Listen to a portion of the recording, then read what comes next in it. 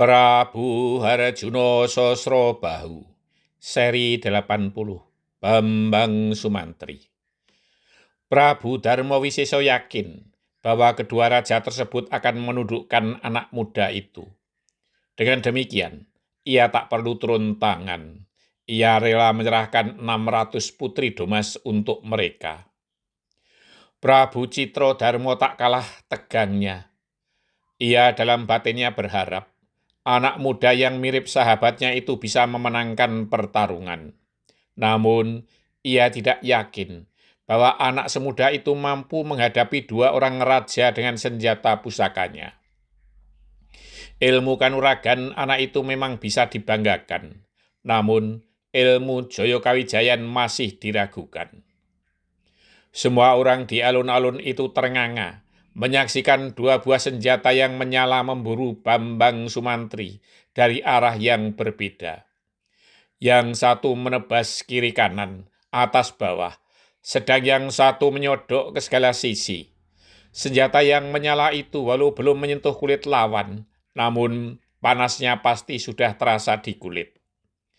Namun lawannya adalah Bambang Sumantri, anak sulung Resi Swandagni alias Resi Swandageni yang telah tuntas menyadap ilmu Argo Sekar dan telah memperdalam bersama adiknya Bambang Sukrosono. Senjata di tangannya pun bukan sembarang rantai, namun rantai yang keluar dari senjata pusaka Kiai Dadali. Rantai itu tak ubahnya sebagai kepanjangan dari senjata pusaka Kiai Dadali itu sendiri. Dan seakan rantai itu pun seperti barang hidup yang telah jinak di tangan pemiliknya.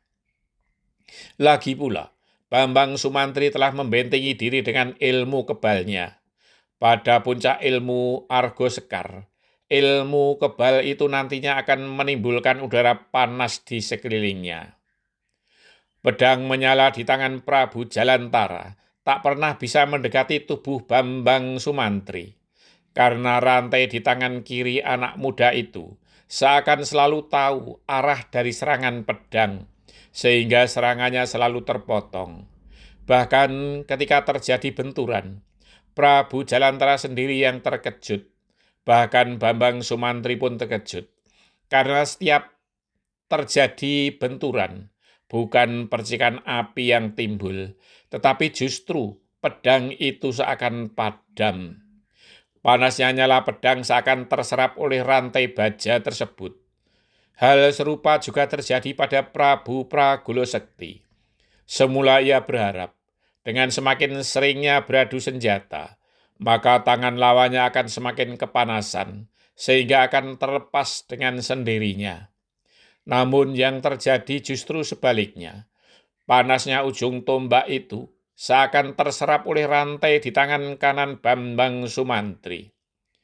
Prabu Pragulo Sekti tak mengerti ilmu iblis dari mana yang dimiliki oleh anak semuda itu, sehingga senjata andalannya menjadi melempem.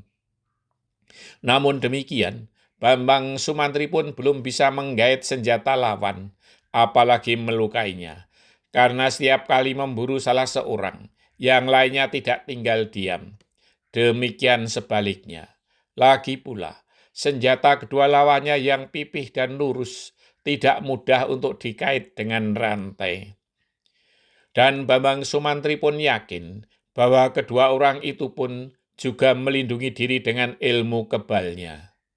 Oleh karena itu, Bambang Sumantri memusatkan diri pada ilmu kebalnya. Ilmu kebal namun bisa untuk melemahkan lawan.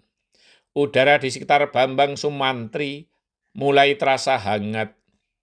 Kedua orang lawannya itu belum menyadari apa yang terjadi. Namun, semakin lama udara semakin panas, sementara senjata lawannya semakin lama semakin redup.